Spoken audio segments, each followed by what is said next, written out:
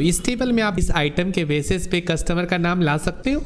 जी नहीं, ऐसा आप नहीं कर सकते। अगर आप यहाँ पे ये सोच रहे हो कि इंडेक्स और मैच फॉर्मूला यूज करके करेंगे, जी हाँ, लेकिन उससे आपका काम बढ़ जाएगा ना, लेकिन वो लेंथी हो जाएगा। दोस्तों, अगर आप एक्सेल में VLOOKUP, XLOOKUP जैसे बहुत सारे फॉर्मूले यूज करते हैं और आप चाहते हैं कि इन सभी फॉर्मूला के बदले आप ऐसा एक फॉर्मूला यूज करें जिनकी मदद से आपका ये सारा काम एक ही फॉर्मूला से हो जाए। जी हाँ दोस्तों, आज इस वीडियो में आप जानेंगे XLOOKUP फॉर्मूला।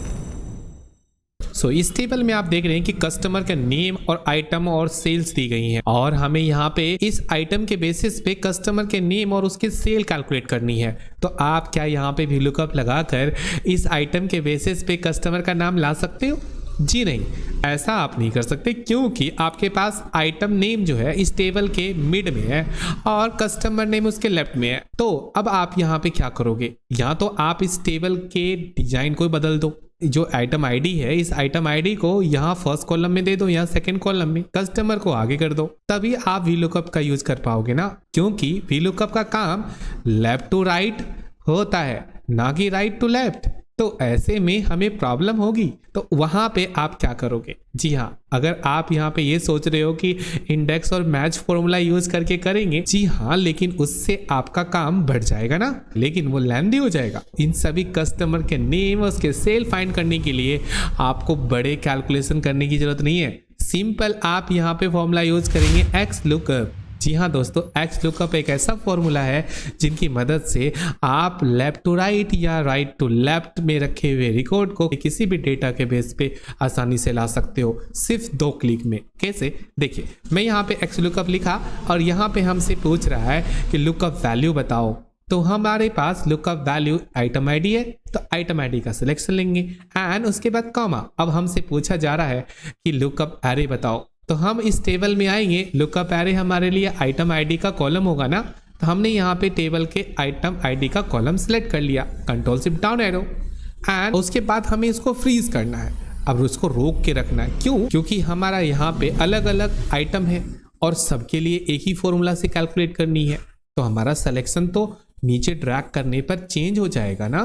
तो अब चाहते हो कि ये जो टेबल का सिलेक्शन है यहाँ पे चेंज ना हो, तो हम इसको फ्रीज कर देंगे। तो यानी कि आप इन रेंज का सिलेक्शन लेंगे और F4 बटन को प्रेस कर देंगे, तो ये हमारा फ्रीज हो गया।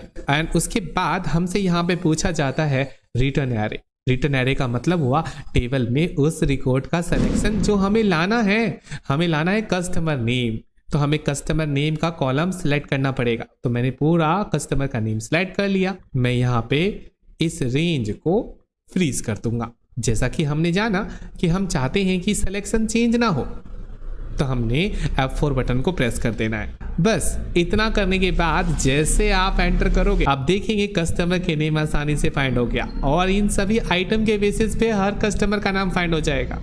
जी हाँ, देखिए यहाँ पे हमने इतना छोटा सा फॉर्मूला से हमने ये काम कर लिया। अब अगर आपको यहाँ पे सेल्स वैल्यू फाइंड करनी है जी, तो उसके लिए आपको सिंपल एक काम करना है।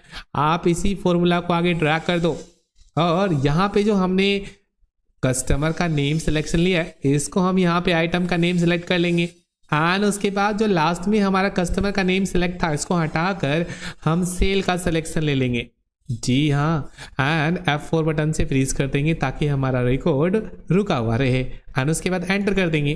तो देखेंगे सभी कस्टमर का सेल भी कैलकुलेट हो गया है।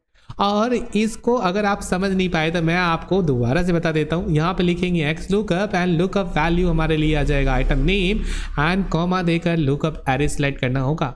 तो मैंने यहाँ टेबल के आइटम आईडी का सिलेक्शन ले लेना है एंड उसके बाद हम यहाँ पे इसे फ्रीज करने हैं। फ्रीज मतलब F4 से फ्रीज कर देना ताकि ये सिलेक्शन चेंज ना हो। एंड उसके बाद हम यहाँ पे कॉमा देकर हमें सिलेक्ट करना रिटर्न एरे। रिटर्न एरे हमारे लिए यहाँ पे तो सेल होगा ना, क्योंकि सेल का वैल्यू कैलकुलेट करने वाले हैं। तो सेल का कॉलम सिलेक्ट कर लो कंप्लीट। तो मैंने पूरा कॉलम सिलेक्ट कर लिया एंड उसके बाद इसको भी रोकना है। हमने F4 से फ्रीज कर दिया इसको और उसके बाद ब्रैकेट को ऑफ करके एंटर करेंगे। जी हाँ, यहाँ पे आप सभी कस्टमर का सेल फाइंड कर रहे हैं।